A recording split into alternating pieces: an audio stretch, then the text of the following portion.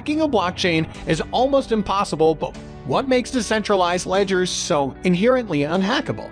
Before watching the full video, please subscribe to our channel and hit the bell icon to get instant notifications. A common mistake that new cryptocurrency investors make is to confuse the hacking of a blockchain with that of a digital exchange. Whereas unfortunately centralized, digital exchanges get hacked more than they should, decentralized blockchain hacks are very rare, as they are hard to achieve and provide little incentive to carry out. Decentralized and open-source protocols. The blockchains behind most cryptocurrencies are peer-to-peer, P2P, open source, and public, allowing everyone with the right equipment and knowledge to peek in under the hood.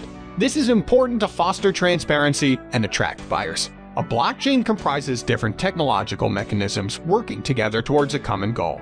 For instance, there are consensus mechanisms such as proof of work, POW, and proof of stake, POS, that protect the network by mitigating cyber attacks from hackers. A blockchain's decentralized nature means that its network is distributed across multiple computers known as nodes. This eliminates a single point of failure.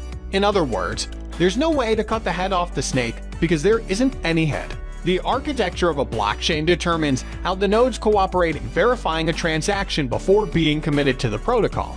In the case of Bitcoin and other POW systems, like Bitcoin Cash, a minimum of 51% of the nodes must agree to the transaction before commitment. Hashing algorithm.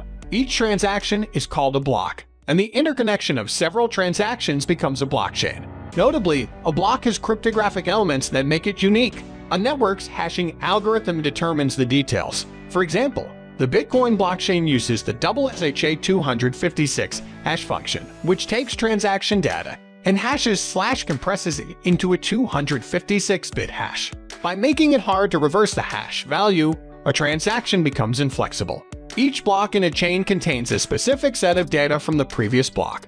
Therefore, even if a malicious actor reverse engineers the hash, the resultant block would be out of sync with the rest of the blocks since it will have a different hash output, thus causing the system to reject it.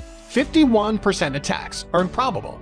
The longer a blockchain exists and the more new users it attracts, the less likely it is to suffer a 51% attack due to its growing hash power. Note that for a hacker to reverse engineer a transaction's, they need to control at least 51% of a blockchain's power. This becomes prohibitively expensive at a certain point. Therefore, considering the size of established blockchains like Ethereum and Bitcoin, such a scenario is nearly impossible. That's all for today. If you have any questions, let me know down in the comments below. And with that said, thank you so much as always for watching. Hope to catch you in the next video. Thanks and peace out.